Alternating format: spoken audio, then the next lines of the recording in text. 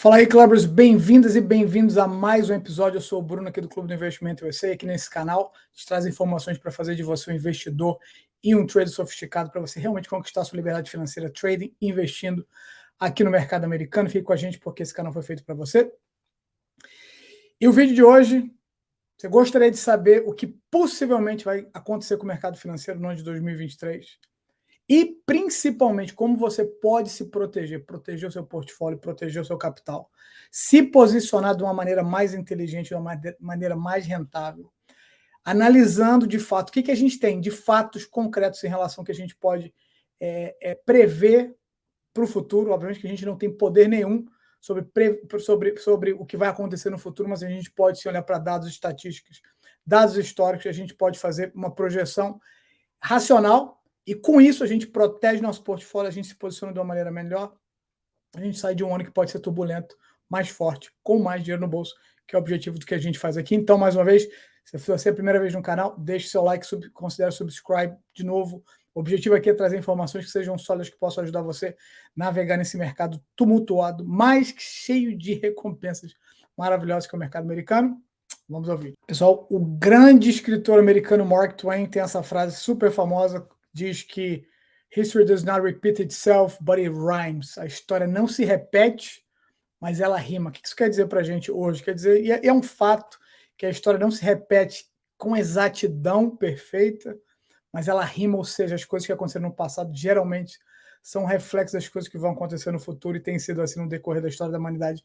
Em vários aspectos, no mercado financeiro, você pode ter certeza que não é diferente. Desde a pandemia, desde 2020, quando a gente começou aquele processo sem precedente na história humana, pelo menos na história humana de modo geral, porque a gente não tinha experimentado ainda uma pandemia a nível mundial, no mundo globalizado das últimas décadas, e a reação dos governos por não saberem como lidar com uma situação completamente nova, um vírus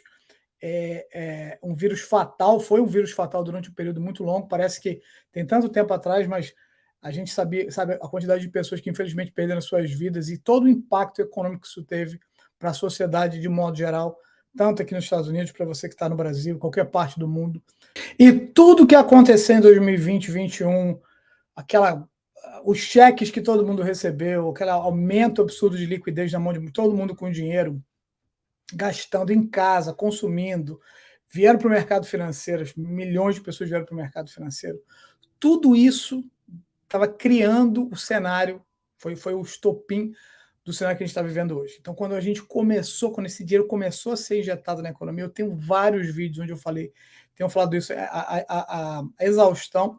Aí eu não falo para ser repetitivo, eu falo para educar, para trazer esse tipo de informação do jeito mais simplificado para a nossa comunidade. Falo isso constantemente na nossa comunidade do Clube do Investimento, para que todo mundo fique aware.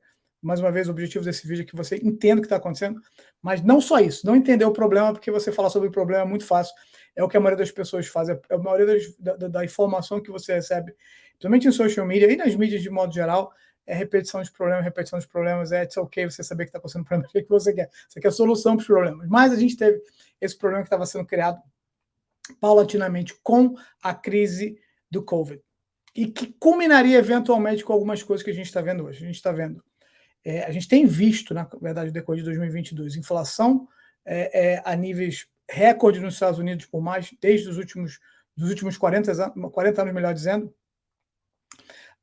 um Federal Reserve, um banco central muito mais agressivo, exatamente por isso, tentando todos os recursos possíveis e imagináveis para combater a inflação e, eventualmente, criando o aumento mais rápido da história do Federal Reserve, na história dos Estados Unidos, em relação ao aumento da taxa de juros. A gente já teve, se você me acompanha, você sabe, eu já falei isso bastante vezes, a gente já teve nesse país aqui inflação mais alta, a gente já teve aqui juros mais altos, mas a gente nunca teve aumento da taxa de juros numa proporção assim tão rápida. Foi um processo rápido demais, que obviamente que deixa sequelas, deixa consequências.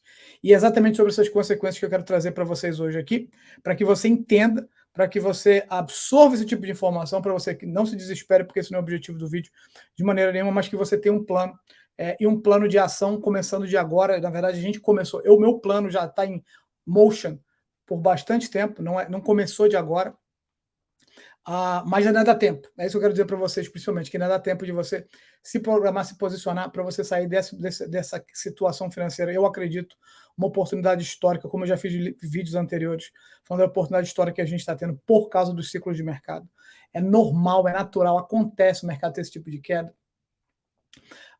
Nesse período, quando a gente tem essa convergência de informações negativas, mas eventualmente a história mostra para a gente, e tem mostrado no decorrer do século XX e do começo do século XXI, que o mercado americano é o mais resiliente da história. E que, para quem está prestando atenção, preste atenção nisso, guys, divida esse vídeo com seus amigos por causa disso que eu vou falar agora. Bom, por tudo, mas realmente divida isso com a comunidade, as pessoas precisam saber. Mas principalmente para quem entende esses movimentos, para quem entende esse processo histórico, para quem entende o que Mark Twain fala, que a história, e de fato, ela não se repete a risco, mas ela rima. As coisas acontecem de um mesmo padrão e essas coisas se repetem, muito parecidos. Para quem entender isso, para quem se preparar para isso, para quem tiver a cuca fresca, para quem tiver os skills, o conhecimento técnico para fazer as decisões, tomar as decisões corretas, vocês vão ter uma oportunidade, a gente vai ter uma oportunidade, eu não tenho a menor dúvida, de que a gente vai ter uma oportunidade excelente de 23, 24 para os próximos anos, de você aumentar seu portfólio, você diversificar o seu portfólio, comprando qualidade com promoções. Obviamente, o que eu vou trazer aqui nesse vídeo é a minha opinião pessoal, e você sabe, eu sei, todo mundo sabe, talvez você fale assim, Bruno, mas eu não me preocupo com a sua opinião, eu disse, ok. E o mercado, eu sei que não se preocupa com a minha opinião, o mercado financeiro está pouco se lixando do que eu acho que eu deixo de achar, mas são opiniões formadas, baseadas em informações sólidas, não é achismo.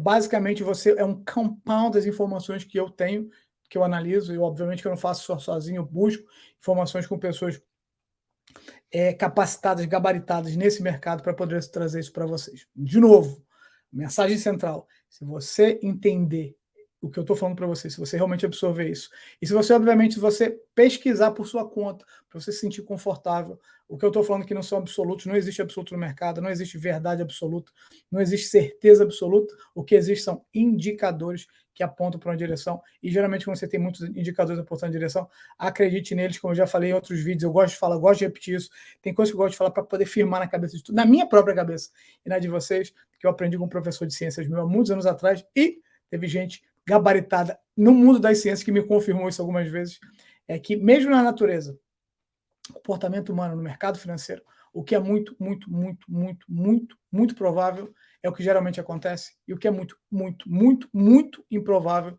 geralmente é o que não acontece. Tem exceções? Yes. Mas como é que você deal with this? Como é que você trabalha com isso? Você faz o seu melhor para se preparar, para se posicionar para o muito provável.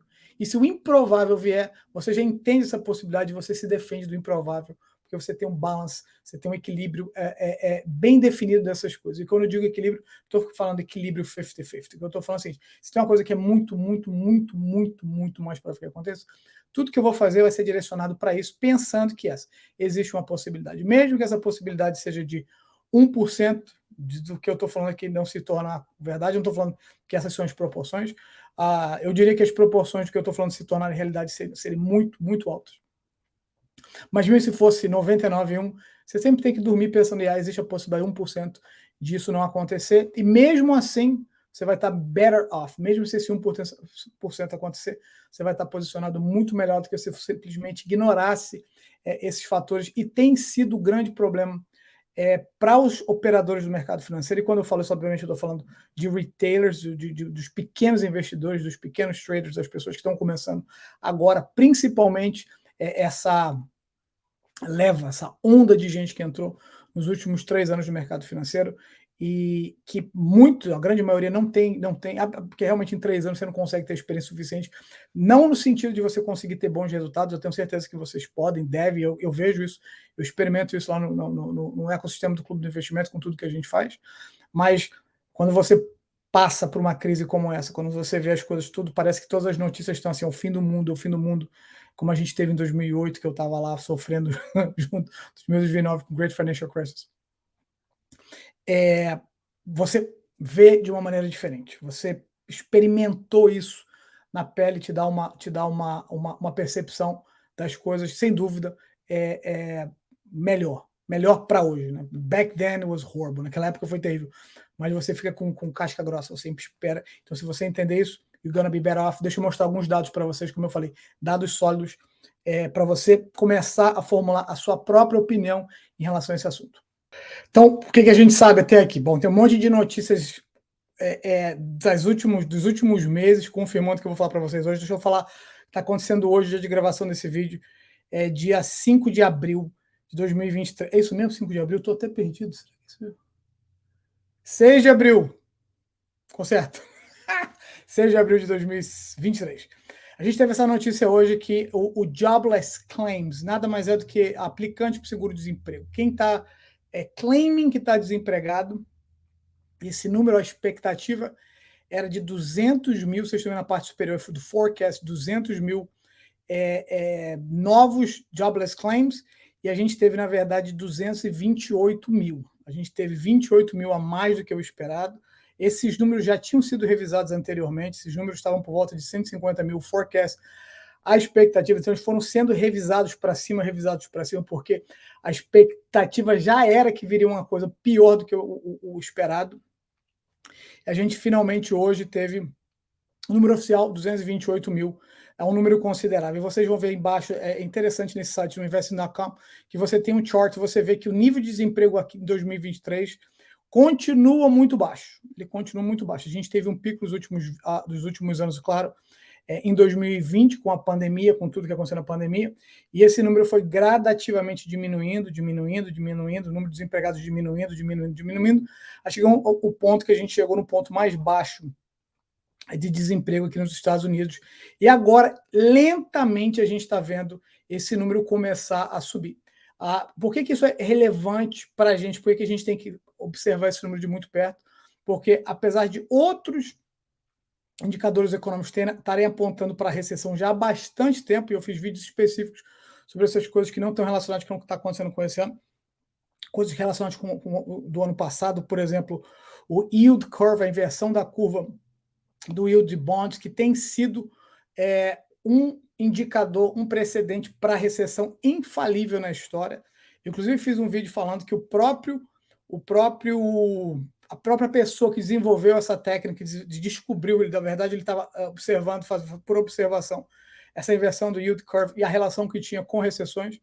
Essa mesma pessoa que falou que talvez esse ano fosse diferente, na verdade foi no ano passado, não 2023, 2022, porque o número de desempregados não aumentava. A gente estava com a taxa de emprego pleno muito alta e não existe recessão oficial. A gente não consegue entrar na recessão oficial com tanta gente trabalhando, porque você tem muito poder econômico, muito poder de compra na mão dos trabalhadores, então a gente não entra na recessão ainda. Mas isso está começando a mudar. Então, eu confesso para vocês que nesses últimos 2 anos e meio, teve momentos que eu estava com mais convicção que a gente ia ter recessão, teve momentos que eu estava com menos convicção, e de todos esses momentos, agora, sem dúvida, o momento que eu tenho mais convicção que a gente tem uma chance muito, muito, muito, muito grande de ter recessão. E esse aumento da taxa de desemprego, que alinha perfeitamente com indicadores econômicos anteriores de outras recessões, que sempre mostram um aumento na taxa de desemprego, que precede a recessão oficial. E tem muita gente que fala, e tem muita gente, inclusive, que eu tenho conversado e fala assim, nas lives do Instagram, dentro do próprio Clube do Investimento, no nosso Discord, batendo papo, a gente fala assim, Bruno, mas a gente não está em recessão? Porque, olha só, o preço da gasolina aumentou demais. O preço do produto de consumo, produto e serviço aumentou demais. A gente não está, de fato, vivendo uma recessão. Esse é um debate para ser tido. Eu, como consumidor, eu concordo. A gente está sentindo efeitos de recessão já no nosso dia a dia aqui nos Estados Unidos. A gente teve o número consecutivo de GDPs, que é o que caracterizava no passado uma recessão oficial. Dessa vez não caracterizou, porque a gente tinha uma coisa muito, muito contraditória. Você tinha economia ainda muito forte, mesmo com indicadores econômicos complicados, como inflação altíssima, o Fed arrochando, aumentando a taxa de juros. Então, a gente, mesmo com contração do GDP, o Produto Interno Bruto, PIB, que a gente fala no Brasil, a gente não tinha oficializado. O problema é que eu sempre falo da oficialização de uma recessão, é que ela tem um efeito psicológico muito negativo, mas, de novo, o meu ponto do vídeo é que a gente precisa que esse aumento do nível de desemprego continue acontecendo para a gente oficializar uma recessão. A gente está começando a ver essa primeira informação do Investing.com confirmando que a gente teve o número de aplicantes para Jobless Claim para desemprego, o seguro-desemprego aumentou 28 mil, além do forecast. Mas, de novo, pensem no que eu estou falando. Esse forecast, a princípio, era por volta de 150 mil, depois mudou para 160 e alguma coisa. Subiram para 200, então cada vez aumentavam mais o forecast, que eles estavam esperando, e agora oficializaram, bateram o martelo. 228 mil foi o número que a gente recebeu hoje. De novo, dia 6, eu falei dia 5, mas dia 6 de abril de 23. O que a gente tem mais? O que mais que a gente está vendo aqui? Vamos lá, vamos para o próximo.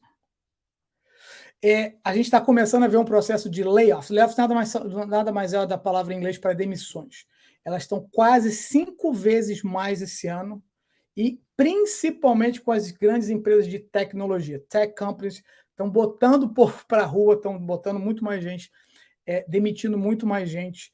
Esse ano, comparado com 22, quase 5 vezes mais. Então está escrito aqui nessa matéria aqui, super importante da CNBC, que o planejado são um pouquinho acima de 89 mil para esse período desse trimestre agora. 89 mil só das empresas de tech.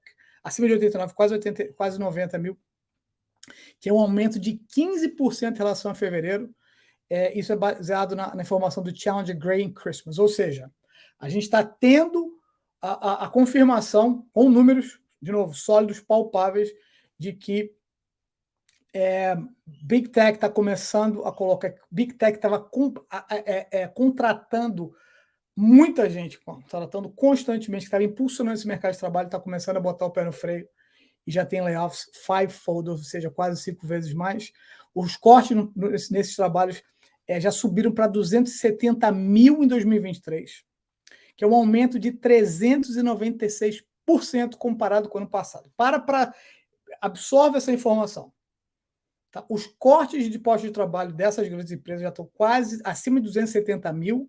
Só em 2023 a gente já está no comecinho de abril, que já representa 396% comparado ao ano passado. Ou seja, a gente teve uma mudança radical do comportamento das empresas em relação à contratação de um ano para cá.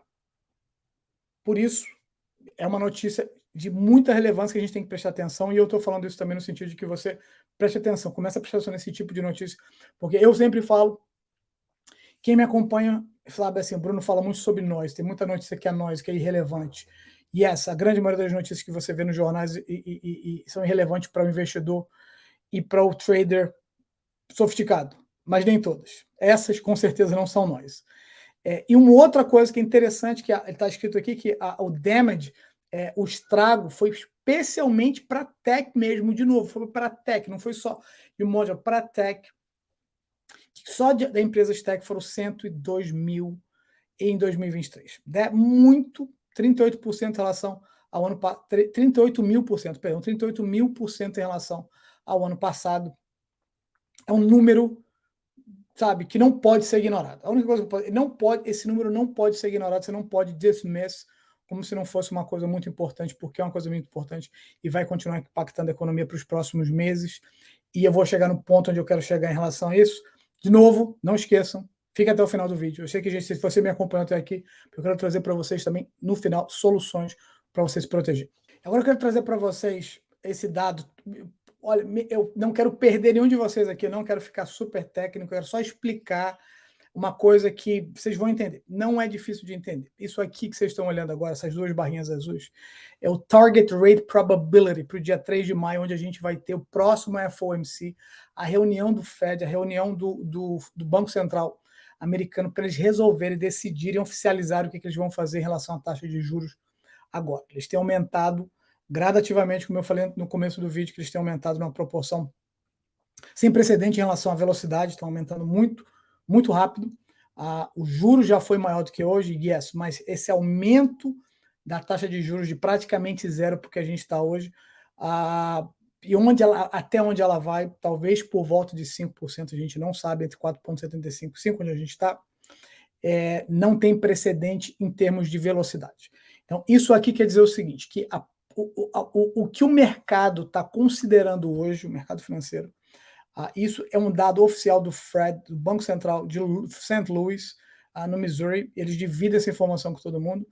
É que a gente tem um pouquinho acima de 52% de que a gente vai ficar entre 4,75% e 5%. na taxa de juros. Ou seja, se isso acontecer, isso quer dizer que a gente não vai ter mais aumento. O último aumento foi o anterior, a gente não vai ter mais aumento na taxa de juros. E a chance que a gente suba um pouquinho mais é de um pouquinho acima de 47%. Obviamente que essas proporções ainda estão próximas, a gente tem que estar observando isso constantemente, tem que estar olhando para ver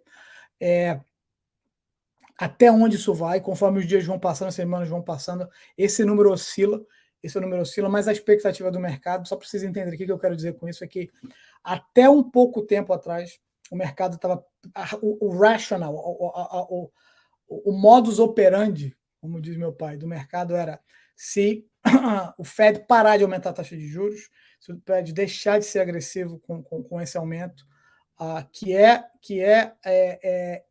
prejudicial para a economia, porque conforme a taxa de juros vai aumentando, o valor do dinheiro vai aumentando, fica mais difícil para mim, para você, usar um cartão de crédito, ou conseguir um empréstimo para comprar uma casa, para comprar um carro, para comprar alguma coisa financiada. Para empresas, que as empresas precisam a grande maioria das empresas precisam de fundos vindos de bancos, empréstimos. Eu vou falar um pouquinho mais sobre isso aqui na frente, que é super importante.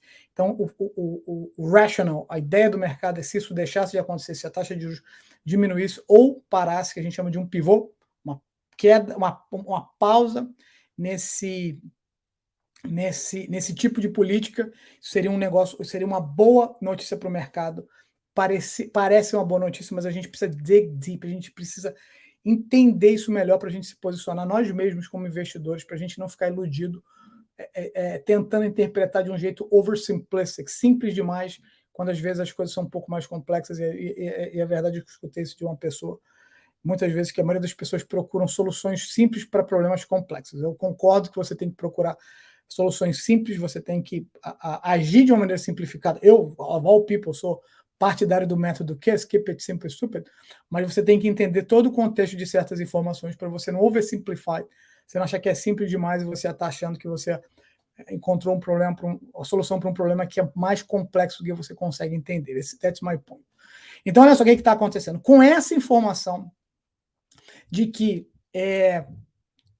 as coisas estão melhorando, o Fed vai ser mais bonzinho, mais lenient, vai deixar de aumentar a taxa de juros, vai pausar esse processo, a gente vai começar, o mercado vai ficar mais bullish. Olha esse gráfico, esse é o gráfico do índice do S&P 500, olha o que tem acontecido. Tem essa linha diagonal, se você já assistiu meus vídeos anteriormente, eu já falei sobre essa linha. Lá para a nossa comunidade, você deve estar cansado de ver eu falar sobre isso, mas a gente tem essa linha que foi a linha de tendência que definiu esse bear market no último ano.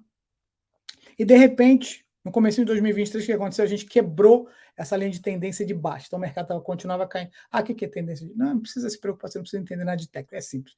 O mercado continuava caindo, ele estava num padrão de queda constante. Caía. Hence, porque a gente estava no que a gente chama de um bear market. Então, a gente estava nesse bear market constante durante 2022 e, de repente, janeiro de 2023, as coisas começaram a melhorar, a gente começou a subir, aí a gente agora já está fora dessa linha. Então, se você olha na parte direita do gráfico, você vê que a gente fez um breakout dessa linha, testou, voltou a cair em fevereiro, e agora a gente voltou um novo rally, o que a gente está vivendo hoje aqui em abril, desse mercado de novo subindo, e existe muita gente, apesar de existir bastante pessimismo, tem muita gente que está em dúvida. O mercado vai subir porque os indicadores, pelo menos os indicadores técnicos, estão mostrando uma subida desse mercado, ou o mercado vai cair porque economia, macroeconomia influencia o mercado e influencia. Você tem que entender essa dinâmica que não é tão fácil assim, não é tão cut and dry. E a verdade é que no mercado financeiro quase tudo é cinza, nem quase nada é preto ou branco. Quase tudo é cinza. Eu sei que a vida fica mais difícil assim. Mas a gente está com esses indicadores, então a impressão que a gente tem é que o mercado está bullish. E de fato está short-term bullish. Se você tem o que a gente chama de um mercado em ascensão, uma tendência de alta, então ele faz altas, ele sobe, desce um pouquinho, sobe, desce um pouquinho, mas a tendência, se você olha assim, o big picture, é que ele suba, então tecnicamente ele está numa tendência de alta. Por isso, vídeos anteriores eu já falei sobre isso, que eu estava e continuo bullish para abril. Bullish para esse período. Bullish, ou seja, esperando o aumento do mercado, crescimento do mercado, no curto prazo. É por isso que eu gosto de falar, sempre faço essa distinção. E a gente tem falado sobre isso, eu falo isso no Clube do Investimento, eu falo isso para todo mundo, que você tem que entender, se você quer ser um investidor e um trader sofisticado nesse mercado, você tem que entender o seguinte: se você quiser ser os dois, that's my point, se você quiser ser investidor e trader, é que a maneira que você pensa, a maneira que você approach, a maneira que você cria suas estratégias em relação a uma coisa, trade, não necessariamente é a mesma que você faz para investimento de longo prazo, porque as coisas não são iguais. Existe diferenciação entre essas duas coisas, precisa ser entendido logo no começo da sua carreira, da sua caminhada, porque você pode ser os dois? Yes, desde que você entenda que uma coisa é uma coisa e outra coisa é outra coisa. If that makes any sense. Deixa eu falar para vocês por que esse aparente otimismo do mercado, esse gráfico positivo, o S&P subindo, o Nasdaq subindo, o Nasdaq, na verdade, eu não incluí porque não era, bom, in a way, mas não era exatamente o assunto desse vídeo, por causa do relacionado com recessão. O Nasdaq já está oficialmente num bull market. O Nasdaq foi o índice que teve perdas mais consideráveis em 2022, já reverteu 20%. E assim que a gente classifica um bear e um bull market, você tem uma queda do topo de 20% a mais. Bear market, você consegue recuperar 20% ou mais do fundo para cima. Bull market, o Nasdaq já está no bull market. Mas qual é que é o grande problema que a gente está vivendo hoje? Que independente dessa pausa do Fed, esse pivot que o mercado está meio precificando, a gente ainda tem um problema muito grande. Então a gente teve algumas coisas óbvias que a gente teve problema no sistema financeiro americano com a quebra de bancos pequenos, SVB Bank, Silicon Valley Bank, First National, essas coisas todas, o que está acontecendo na Europa com o Credit Suisse. Que obviamente que teve uma intervenção governamental para poder garantir a estabilidade, e se você nunca parou para pensar nisso, talvez seja uma das coisas que faz a gente pensar a segurança que você tem quando você está investindo e trading no mercado americano, onde você tem, eu sempre falo isso. Se você mora aqui, independente das suas convicções políticas, os meus vídeos eu nunca entro nesse mérito, e não acho que seja relevante, na maioria das vezes, não tem edificado ninguém falar sobre política, porque a gente está vivendo um mundo polarizado, onde ser cortês e ser educado é muito menos valorizado do que você ter opiniões assim extremas sobre whatever que você acredita. Mas o meu ponto é o seguinte, que você vive num país, nós vivemos num país, e se você não vive, você pode investir, né, num país onde, independente do partido que está no poder, do lado de cá, democrata e republicano, existe um gentleman's agreement de que o governo federal sempre toma uma decisão que beneficie para que a economia americana continue sendo a economia mais forte do mundo. Então, a gente teve isso mais uma vez refletido na intervenção do Treasury em relação às crises a crise no banco, no sistema bancário americano.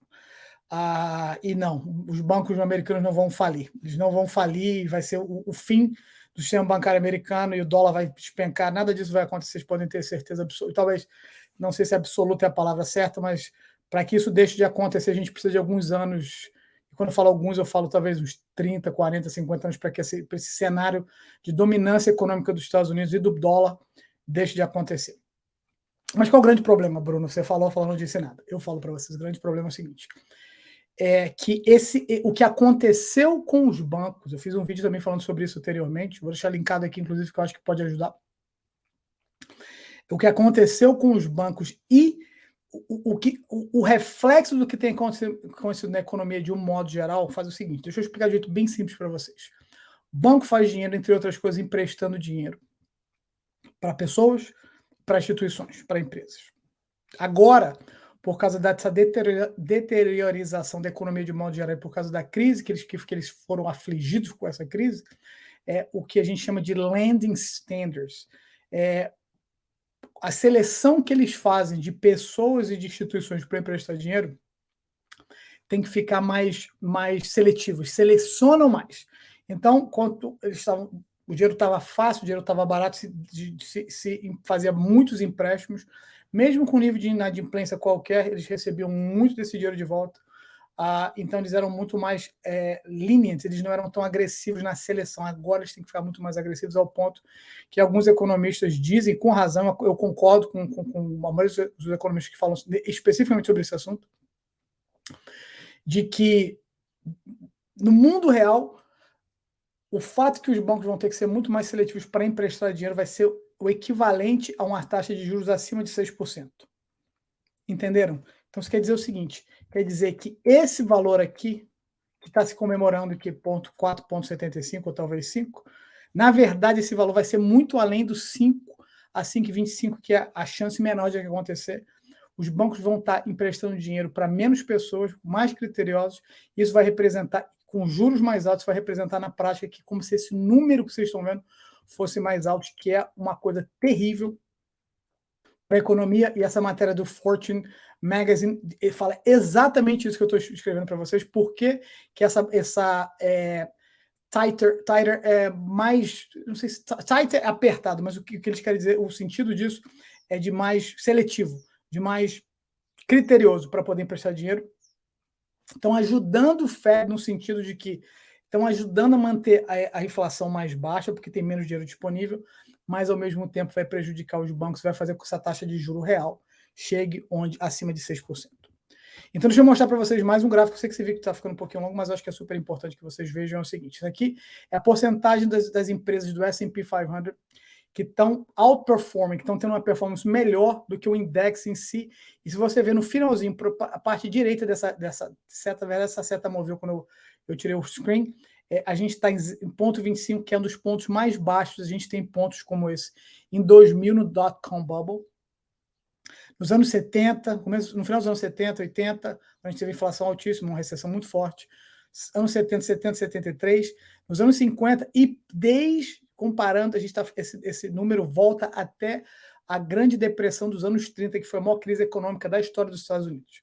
Então, o que isso quer dizer? Você não entendeu? Eu explico para vocês. Que existe um número muito pequeno de membros do S&P que estão segurando o S&P, estão segurando o índice, estão impulsionando. Então, o S&P está dependendo de poucos elementos, poucos estoques para continuar impulsionando ele. E eu quero terminar mostrando para vocês, quase terminar, que eu vou mostrar para vocês soluções, eu não esqueci, como a gente teve situações parecidas com o que a gente está falando hoje. Então, eu trouxe só duas, porque eu achei melhor trazer essas duas, highlight essas duas, porque são coisas que o dot-com bubble é mais conhecido, obviamente a Grande Depressão dos anos 30 também é mais conhecida, então a gente tem um número pequeno de estoques segurando os índices, como eu falei. A taxa de desemprego continua aumentando, a política monetária agressiva do Fed, e tem mais.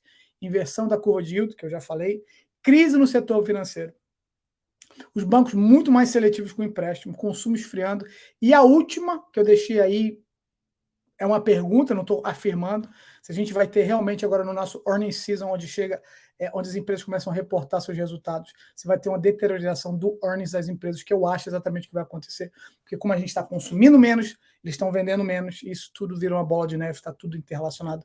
E agora, como você consegue se proteger? Deixa eu dizer para vocês, eu vou dar 3 exemplos bastante simples. Existem ETFs que são inverted ETFs, são ativos que você pode comprar, que eles funcionam contrários ao mercado. Ou seja, se o mercado ou o seu ativo cai, se o seu portfólio está caindo, se você tem, eu vou até um exemplo, se você tem um portfólio, muita gente tem um portfólio baseado em empresas de tecnologia, que eu usei como exemplo aqui, começam a cair, esse ativo, esse ETF sobe. Então, deixa eu dividir com vocês aqui rapidinho. Esse é invertido do Dow Jones, do ETF. Existe um ETF chamado DIA, que acompanha o Dow Jones. Esse é um invertido, por isso que você está vendo esse gráfico. Esse gráfico, essa linha amarela ou laranja, ela é exatamente o S-Down. Ou seja, se o mercado, se o S&P, o Dow Jones sobe, esse ETF desce. E se é o contrário, ou seja, a gente vai começar a ver a partir desse ano, contração desses índices, seus estoques vão estar caindo, você tem um hedge, uma coisa para contrabalancear, porque o S-Down sobe quando o Dow Jones está caindo. Anote esse aí, guarde com você e considere como um hedge de proteção para você. O próximo é o SPX que faz a mesma coisa com o S&P 500. Existem outros, esses não são exclusivos. Estou trazendo para vocês um dos mais populares. É o mesmo princípio. Quando o S&P sobe, ele desce. E se o S&P começar a cair, porque isso tudo que eu estou falando, se isso sempre se materializar, se isso for verdade, o SPX vai te ajudar a counterbalance, porque quando o S&P começa a cair, ele começa a se valorizar e você ganha dinheiro dessa maneira. E por último, SQQQ, que acompanha o Nasdaq Triple Qs. Outro ETF que a gente tem aqui, o KKK Triple Qs, que acompanha o Nasdaq 100.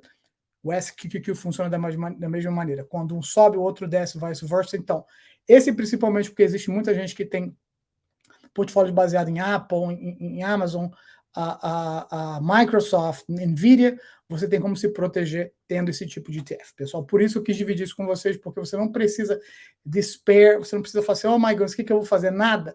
Ficar sentado igual um sitting duck, um pato na água sem poder se defender. Não, você pode se defender. Use essas informações que eu dividi com vocês. Dividam esses vídeos com a nossa comunidade. Os brasileiros não sabem, as pessoas não sabem o que elas não sabem. Existe tanta coisa maravilhosa no mundo dos investimentos práticos que você pode aprender e você pode fazer. E esses 3 CFs são uma delas. Espero que você tenha gostado. Se gostou, não deixe de deixar o seu like, compartilhar esse vídeo, subscrever para o nosso canal. Eu vejo vocês de novo na próxima.